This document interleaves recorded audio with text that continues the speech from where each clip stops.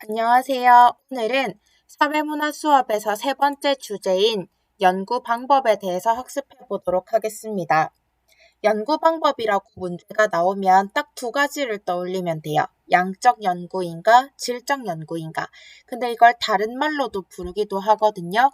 양적 연구는 실증적 연구라고도 부르기도 하고, 질적 연구는 해석적 연구라고도 불러요. 그래서 선생님이 양적 실증적 연구 방법 또는 질적 해석적 연구 방법이라고 부를 건데 이 용어를 혼용하더라도 헷갈리지 않도록 이걸 잘 구분해서 공부하도록 해볼게요. 자, 그러면 구체적인 사례부터 먼저 보여드리겠습니다. 6.25 전쟁이라는 사회 현상을 연구한 두 가지 사례인데요. 하나의 사례는 통계표로 6.25 전쟁의 피해를 나타내고 있고요. 그랬더니 지금 사망한 사람의 수, 학살된 사람의 수, 부상당한 사람의 수, 납치된 사람의 수, 행방불명된 사람의 수가 각 지역별로 나타나 있는 것을 볼 수 있습니다. 오른쪽에 있는 건 태극기 휘날리며 영화인데요. 이 영화 속에는 6.25 전쟁으로 인해서 두 형제가 얼마나 마음 아픈 시절을 보내왔는지 이 사람들의 상처에 대한 이야기가 담겨 있습니다. 우리는 6.25 전쟁을 이런 통계표를 통해서 피해 상황을 파악해 볼 수도 있고요. 이런 형제들의 이야기를 통해서 6.25 전쟁으로 인한 피해를 이해해 볼 수도 있어요. 자, 그러면 우리가 지금 양적 질적 연구를 배우진 않았지만 둘 중에서 뭐가 더 질적으로 깊이 있는 연구를 하는 것 같아요? 그리고 무슨 연구가 뭔가 수치화되고 양적인 표현을 하는 것 같아요. 자, 가려보겠습니다. 통계로 사회 현상을 보는 건 양적 질적 연구 중에서도 양적 연구에 해당돼요. 수치화된 수량으로 보여주는 거니까. 하지만 오른쪽에 있는 이야기는 하나의 이야기이긴 하지만 그 이야기를 통해서 사회 현상을 더 깊이 있게 질적으로 깊이 있는 연구를 할 수 있어요. 그래서 이렇게 이분화돼서 볼 건데요. 오늘은 양적 연구와 질적 연구를 비교하면서 양적 연구를 연구하는 과정에 대해서 공부를 해보겠습니다. 자, 그럼 이제 본격적으로 수업 들어가 볼게요. 양적 실증적 연구 방법은 그 전제를 알아야 돼요. 전제가 시험 문제 잘 나와요. 전제는 방법론적 이론론입니다. 이때 말하는 1은 숫자 1을 얘기해요. 방법이 하나라는 뜻입니다. 어떤 말이냐면 얘네들의 전제는 이래요. 사회문화 현상과 자연 현상은 법칙이 있다는 점에서 비슷하대요. 왜 그 자연 현상은 중력 때문에 물이 위에서 아래로 흐른다는 법칙이 생겼지. 그래서 사회문화 현상도 그런 법칙이 있대요. 너네 사당오락이라는 말 들어봤어? 4시간 자면 붙고 5시간 자면 떨어진다 라는 이제 수험 생활하면서 공부할 때 4시간을 자면 붙는데 5시간까지 자면 떨어진다라는 암암리의 법칙 같은 얘기가 돌았었거든요. 그러니까 사문현상이나 자연현상이나 법칙이 있다는 점에서 비슷하다. 근데 그 법칙을 알아내는 방법이 계량화나 수량화다. 그래서 그 고3 애들 통계 수치를 내보니까 진짜 4시간 자는 애들은 막 대학들 잘 가는데 5시간 자는 애들은 대학에 막 떨어졌어. 그런 식의 통계를 통해서 법칙을 밝혀낼 수 있다고 보는 거예요. 그래서 사회문화 현상이나 자연 현상이나 연구하는 방법은 딱 하나다. 계량화, 수량화. 그래서 숫자 1이 나타난 거예요. 방법은 하나다. 방법론적 이론론. 그래서 키워드는 법칙이 있다는 것과 계량화, 수량화예요. 그래서 줄 쳐볼게요. 법칙이 존재한다, 계량화와 수량화. 이 두 가지 키워드를 알면 양적 연구 방법의 주요한 내용들이 설명이 되거든요. 자, 쌤이 키워드를 한번 표시해 볼게요. 특정 계량화, 통계적 분석, 규칙성이 존재한다. 사회문화 현상에 대한 과학적 연구를 통해 일반화를 정립하거나 이 일반화가 법칙을 통해서 가능한 거예요. 야, 4시간 자면 붙고 5시간 자면 떨어진다 라는 법칙이 있으니까 야, 모든 사람들 대부분 다 그래 라고 일반화할 수 있는 거야. 일반화를 정립하거나 법칙을 발견할 수 있다. 그래서 사회문화 현상에 내재한 규칙을 발견해서 일반화나 법칙을 정립하면 원인을 설명하거나 미래 결과를 예측할 수 있다. 그럼 앞으로 5시간 자거나 6시간 자는 애들은 야, 너 시험에 떨어질 거야 라고 예측이 가능하다는 거지. 자, 이제 해석적 연구로 가볼게요. 실적 해석적 연구 방법은 전제가 방법론적 이원론 숫자 2를 얘기하는 거예요. 방법이 2개라는 뜻입니다. 얘네는 이렇게 설명해요. 사회문화 현상과 자연 현상은 다르대요. 사회문화 현상은 같이 함축성 특성 있는 반면 자연 현상은 몰가치성을 가지고 있어서 사회문화 현상을 연구하기 위해서는 의미를 이해하는 게 필요하다라고 설명해요. 그래서 사회문화 현상과 자연 현상을 연구하는 방법이 서로 다르기 때문에 하나씩 방법이 다르다. 방법이 총 2개다. 라고 해서 방법론적 이원론이라고 불러요. 그래서 키워드를 표시하면 가치 함축성, 상황 맥락 속에서 규정되는 사회문화 현상의 주관적인 의미를 이해해야 된다. 자연 현상과 달리 사회문화 현상은 주관적 가치를 지닌 인간이 주체가 돼서 만들어내는 현상이다. 따라서 사회문화 현상에 대한 특정, 계량화, 통계적 분석은 무의미하고 개별적인 사회문화 현상에 대해서 심층적으로 이해하자. 이게 질적 연구 방법입니다. 자, 그래서 양적 연구랑 질적 연구의 차이점이 어느 정도 잡혔으면 이제 양적 연구를 하는 연구 과정에 대해서 살펴볼 거예요. 근데 여러분, 지금부터는 꼭 빨간색 펜이나 분홍색 형광펜 꼭 들고 움직이세요. 쌤이 이 파워포인트에 빨간색으로 표시한 것들은 전부 다 빨갛게 표시를 다 해두세요. 그게 양적 연구에서 보여주는 키워드거든요. 그래서 너네가 문제를 풀 때 그 빨간 색깔로 칠한 그 표시들을 보고 아, 이걸 보면 양적 연구구나 알 수 있게끔 쌤이 PPT를 구성했으니까 자, 지금부터 빨간 펜이랑 그냥 너네 필기하는 펜이랑 들고 같이 움직일게요. 자, 이제 연구를 시작하려면 나 이거 연구하고 싶다 라고 해서 연구 주제를 잡아야 돼요. 나는 선생님이니까 너희들 특히 인문계 고등학교에서 근무하는 선생님이니까 너희들이 어떻게 하면 성적을 올려서 원하는 대학에 갈 수 있을까? 그게 제일 관심사야. 그래서 문제인식은 애들 어떻게 하면 성적 올리지? 그게 문제인식이에요. 그래서 연구 주제를 어떻게 잡았냐면 혹시 학생이랑 선생님이 친하면 애들의 성적이 오를까? 라는 생각을 가지게 됐어요. 교사랑 학생의 친밀도가 학생들의 성적에 영향을 줄까? 라는 문제의식을 가지고 연구 주제를 잡았어. 너희들은 어떨 것 같아? 교사랑 학생의 친밀도가 높으면 높을수록 성적이 오를까? 아니면 교사랑 학생이 안 친할수록 성적이 오를까? 선생님은 이렇게 가설을 설정해봤어. 교사랑 학생의 친밀도가 높을수록 학생의 성적이 오를 거라고. 이때 가설이라는 말을 처음 볼 거라서 가설에 대해서 쌤이 먼저 설명을 해볼게요. 가설은 뭐냐면 연구 주제에 관해서 잠정적인 결론이야. 확실한 결론이 아니라 잠정적인 거라서 뭐뭐 할 것이다 라고 끝나요. 그래서 위에 가설쌤이 세운 거 봐봐. 교사랑 학생의 친밀도가 높을수록 학생의 성적이 향상될 것이다 라고 일단 표시를 해놨어요. 확실한 게 아니라 쌤은 그럴 거라고 지금 예측하는 거야. 자, 그러면 요 형식은 독립변수와 종속변수라는 형식으로 나타나요. 독립변수는 원인이고요. 그거에 따라서 나타나는 종속변수는 결과에 해당돼요. 이 종자가 따를 종자거든요. 그래서 원인인 독립변수에 따라서 결과에 해당하는 종속변수가 어떻게 나타나는지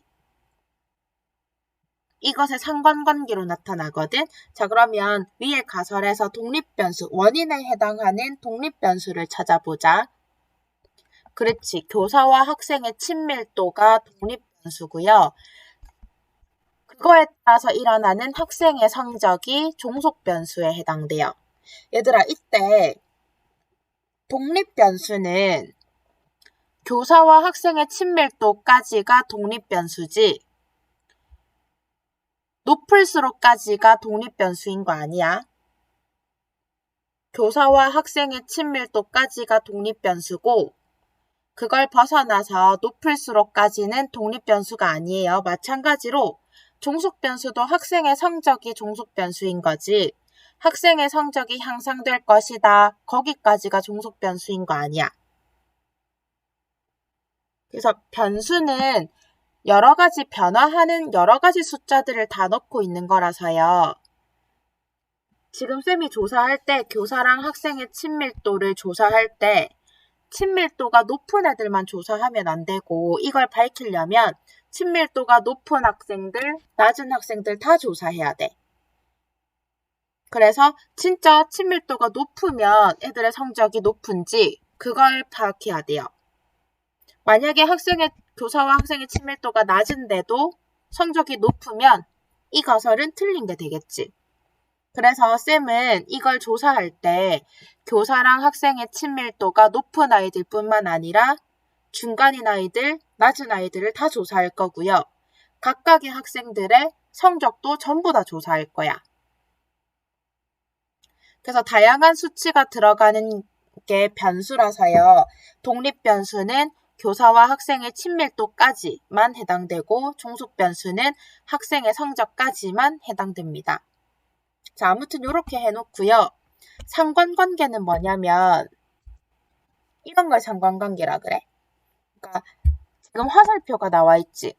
상관관계는 같이 오르거나 같이 내리거나 아니면 하나가 오를 때 내리거나 하나가 올라갈 때 반대로 했구나. 하나가 내려갈 때 오르거나. 지금 쌤이 맨 마지막 화살표는 표시를 잘못했어요. 반대로 해야 돼. 맨 마지막 거는 화살표 하나 내려주고 또 하나는 올려주세요.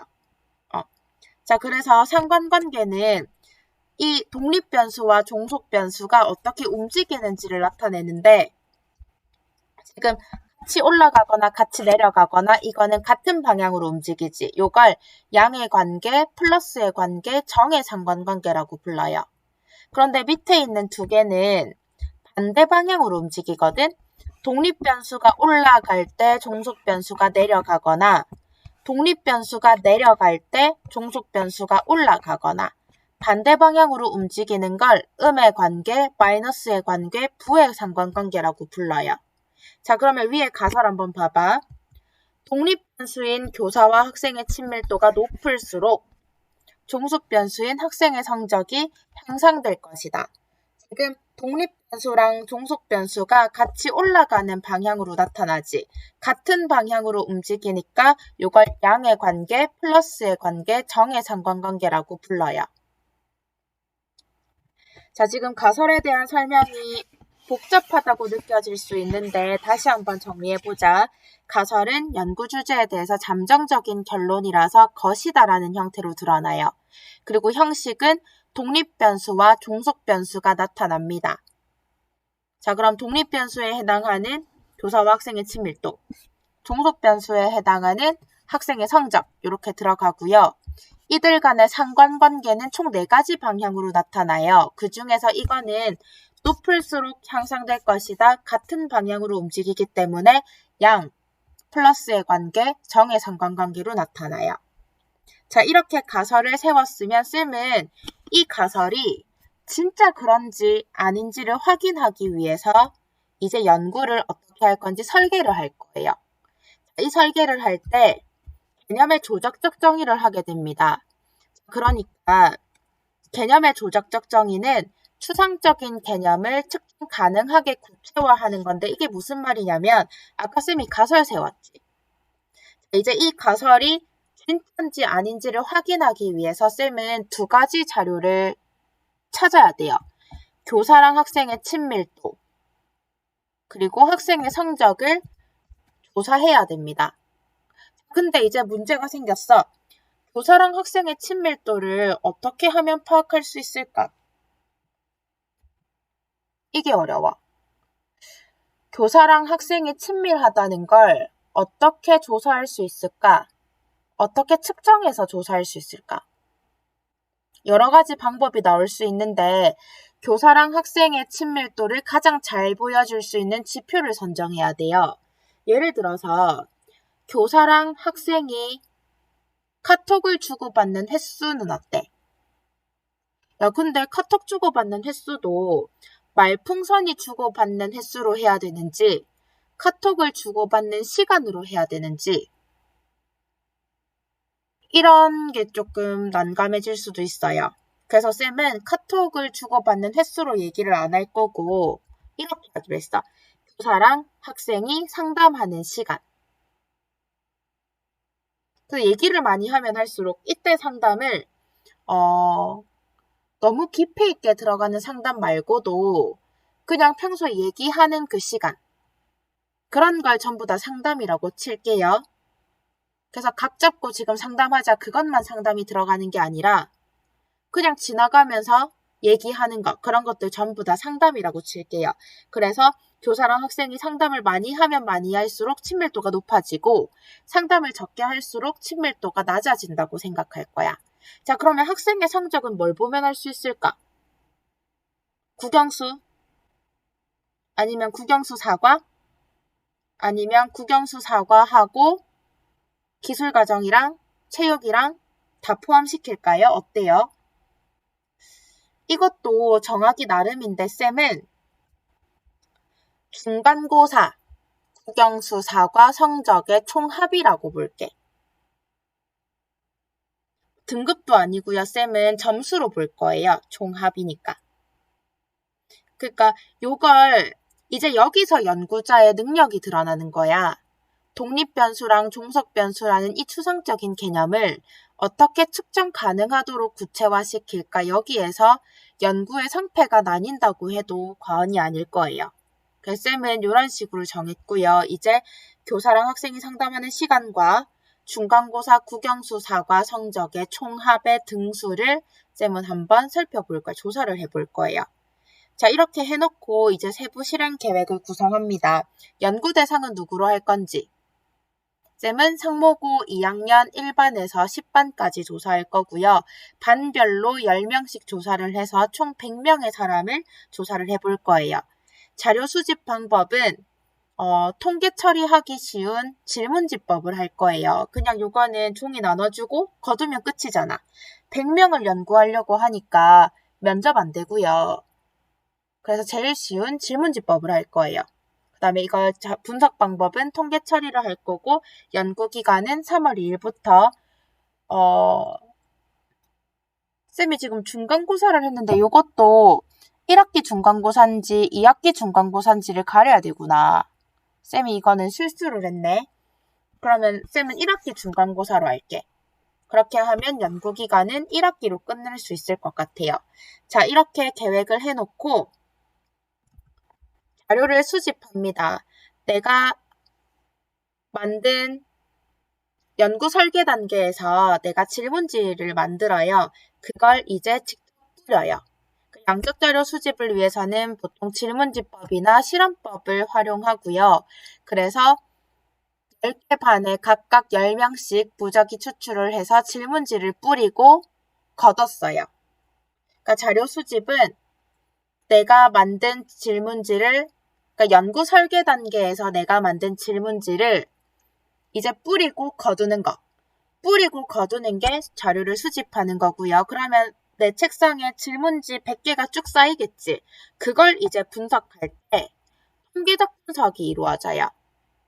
그래서 통계표를 만들어 봤더니 교사랑 학생의 상담 시간이 30분 미만이면 공부 잘하는 아이가 5명 있고요. 교사랑 학생의 상담 시간이 30분에서 1시간 미만이면 공부 잘하는 아이가 7명 있고요. 교사랑 학생의 상담 시간이 1시간 이상 1시간에서 30분 미만이면 공부 잘하는 애가 10명 있고요. 교사와 학생의 상담 시간이 1시간 반 이상에서 2시간 미만이면 공부 잘하는 아이가 15명 있어요. 이때도 쌤은 공부 잘하는 아이를 상위 30%라고 뒀구나. 자, 이 결과를 봤을 때 교사와 학생의 상담 시간이 많으면 많을수록 공부 잘하는 아이가 많은 걸 확인할 수 있고요. 그러면 가설을 검증해 보자. 아까 가설 검증은 내가 이 가설이 맞는지 틀렸는지를 확인하는 거거든. 자, 그럼 수집된 자료 분석 결과에 따라 가설 수용 여부를 결정하는 과정으로 가설은 수용될 수도 있고 기각될 수도 있어요. 수용은 받아들인다는 뜻이고 기각은 버린다는 뜻이야. 그러면 위에 자료 분석 결과를 봤을 때 가설은 수용될까 기각될까? 그렇지, 수용되는 결과가 나오고요. 자, 이제 마지막 결론 도출 및 일반화. 보면 아까 가설이 이런 식으로 나타났어.